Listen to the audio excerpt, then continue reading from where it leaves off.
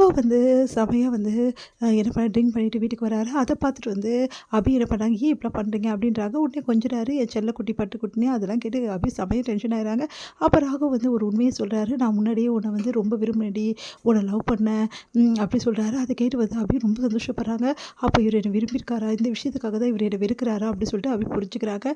இதுக்கப்புறம் ராகவுக்கு அந்த பழைய வந்து நான் உருவாக்கணும், பழையபடி அவர் என்னை லவ் பண்ண வைக்கணும், அதுக்கு வந்து நான் வந்து உண்மையானவன் சொல்லிட்டு அவருக்கு நிரூபிக்கணும் அப்படின்னு சொல்லிட்டு அபி முடிவு பண்ணுறாங்க. ரூமில் ரொம்ப கொசுவாக இருக்கிறதால அபி என்ன பண்ணுறாங்க, கொசுவத்தி சுருள் எடுத்துகிட்டு வந்து ரூமில் வைக்கிறாங்க. அந்த நெடி தாங்காதால ராகவ் ஒரு மாதிரி ஆயிடுறாரு.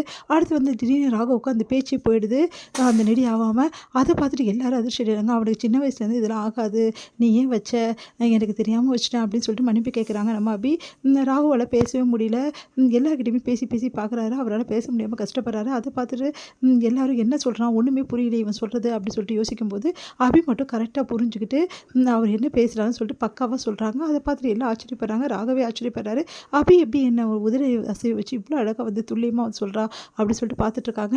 அப்போ ராகவ் வந்து ஆஃபீஸ் போக கிளம்புறாரு. ஆஃபீஸ் போய் மட்டும் என்ன பண்ண போகிறீங்க, இன்றைக்கி முக்கியமான மீட்டிங் இருக்குது, அதனால் வேஸ்ட்டு அப்படின்னு சொல்லிட்டு ஆகாஷ் சொல்கிறாரு. அபி தான் வந்து நல்லா புரிஞ்சுக்கிறாள் ராகவை, ராகவ் என்ன சொன்னாலும் சொல்கிறாள். அப்போது அபியே கூட போட்டோம் அப்படின்னோடனே அபியும் கூட போகிறாங்க. அங்கே வந்து சூப்பராக பிஸ்னஸ் டீலில் பேசி முடிக்கிறாங்க அபி. ராகவ் வந்து ரொம்ப சந்தோஷப்படுறாரு. அடுத்து வந்து இங்கே வந்து என்ன பண்ணுறாங்கன்னா ரொம்ப டென்ஷனாக இருக்காங்க. ராகவ் அபியும் வந்து வெளியே போயிட்டாங்க.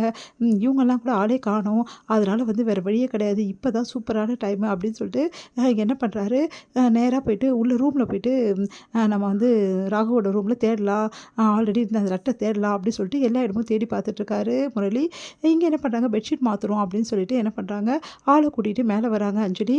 அஞ்சலி வந்து பார்த்துட்றாங்க, இவர் எதுக்கு இங்கே இருக்காரு அப்படின்னு சொல்லிட்டு யோசிச்சுட்டு, நீங்கள் எதுக்காக ராகவ் ரூமில் என்ன பண்ணிட்டுருக்கீங்க அப்படின்னு சொல்லிட்டு கேட்குறாங்க. ஐயோ கையும் கலவும் மாட்டிட்டுமே, இப்போ என்ன பண்ணுறதுன்னு சொல்லிட்டு சமாளிச்சாவணுமே, நான் முக்கியமான ஒரு லெட்டர் எடுக்க வந்தேன் அப்படின்னு சொல்கிறாரு. அதை கேட்டு அதிர்ச்சி, நீங்கள் என்ன சொல்கிறீங்க அப்படின்னா, என்ன அஞ்சலி என்னோட ஷர்ட் ஒன்று காணும், அந்த ஷர்ட் ஒரு வேளை அபியோட ட்ரெஸ்ஸோடு வந்திருக்குமோ அப்படின்னு சொல்லிட்டு தான், ஏன்னா அபி எடுத்துகிட்டு வந்திருப்பாள் காய வச்சு, ராகவோட ஷர்ட்டோடு வந்திருக்குமோன்னு சொல்லிட்டு தான் நான் வந்தேன். அது நீங்கள் எங்ககிட்ட சொல்லியிருக்கலாம்ல, நான் வந்து கேட்டு வாங்கி கொடுத்துருப்பேன்ல, அவங்க 2 பேரும் இல்லாத டைமில் அவங்க ரூமுக்கு வந்தது ரொம்ப பெரிய தப்புங்க, அது ரொம்ப பெரிய தப்பு அப்படின்றாங்க. நீ சொன்னதெல்லாம் எனக்கு புரியுது அஞ்சலி, நான் அதுக்காக வரல, வேறு என்ன பண்ணுறது, அந்த ஷர்ட் வந்து எடுக்கலான்னு எனக்கு தோணுச்சு, உடனே டிஸ்டர்ப் பண்ணணும், நம்மளே வந்து எடுத்துகிட்டு போகலாம், மேபி மடிக்கிறதுக்காக இங்கே தான் வச்சுருப்பாங்கன்னு நினச்சேன் அப்படின்னா, அப்போ கூட அவங்க இல்லாமல் அவங்க ரூமுக்கு வர்றது தப்பு, இது ரொம்ப பெரிய தப்பு நீங்கள் பண்ணியிருக்கீங்க அப்படின்னோடனே, சாரி அஞ்சலி, நான் வேணும்னு பண்ணல, நான் ஒரே இது எதிர்ச்சியாக வந்தேன், எனக்கு வேறு கொஞ்சம் மைண்ட் அப்செட்டாக இருக்கா, அதனால் என்ன பண்ணுறேன்னு எனக்கே தெரியல அஞ்சலி அப்படி சொல்லிட்டு பில்டப் பண்ணிவிட்டு வெளியே போகிறாரு. அஞ்சலி யோசிக்கிறாங்க, இவர் எதுக்காக இங்கே வந்திருக்கணும் அப்படின்னு சொல்லிட்டு. இங்கே அஞ்சலி ரொம்ப அப்செட்டாக இருக்கிறத பார்த்துட்டு வந்து கேட்குறாரு, என்னை மன்னிச்சிடு, நான் ரொம்ப பெரிய தப்பு பண்ணிட்டேன், நான் போனது தப்பு தப்பு தப்பு அஞ்சலி, மன்னிச்சிடுங்க அஞ்சலி அப்படின்றாரு. அது கேட்டு, இல்லைங்க நான் வந்து நீ எனக்கு தெரியும், நான் போனது தப்பு, அதனால தான் நீ என்னை பற்றி சந்தேகப்படுற, என்னை பற்றி சந்தேகப்படுற அஞ்சலி, நான் இதுக்கப்புறம் இந்த வீட்டில் இருக்க மாட்டேன், எப்படி நீங்கள் என்னை சந்தேகப்பட்டீங்களோ இதுக்கப்புறம் நான் வீட்டில் இருக்க மாட்டேன், உங்களுக்கு சந்தேகப்படுறதுக்காக சொல்லலைங்க, அங்கே போனது தப்பு இல்லை, அதுக்காக தான் நான் சொன்னேன் அப்படின்றாங்க. நான் போனது தப்பு தான் அஞ்சலி, என்னை மன்னிச்சிடுங்க, நான் தான் சொல்லிட்டேனே, இதுக்கப்புறம் நீங்கள் என்னை மன்னிக்க மாட்டீங்களா அப்படின்னு சொல்லிட்டு ஓவராக பில்டப் பண்ணி அப்படியே அழுது நடிக்கிறாரு. உடனே அஞ்சலி வந்து சரிங்க அப்படி சொல்லிடுறாங்க. இருந்தாலும் அஞ்சலிக்கு ஒரே யோசனையாக இருக்குது. அடுத்து வந்து இங்கே என்ன பண்ணுறாங்க, சூப்பராக பிஸ்னஸ் டீலில் பேசி முடிக்கிறதால எல்லாரும் ஆஃபீஸில் எல்லாருமே பாராட்டுறாங்க. உடனே வந்து இவர் மட்டும் பாராட்டுறாரு பற்றியா, ஒரு பாராட்டு கிடையாது அப்படி சொல்லிட்டு அப்படியே பார்த்து முறைக்கிறாங்க நம்ம ராகவ அபி.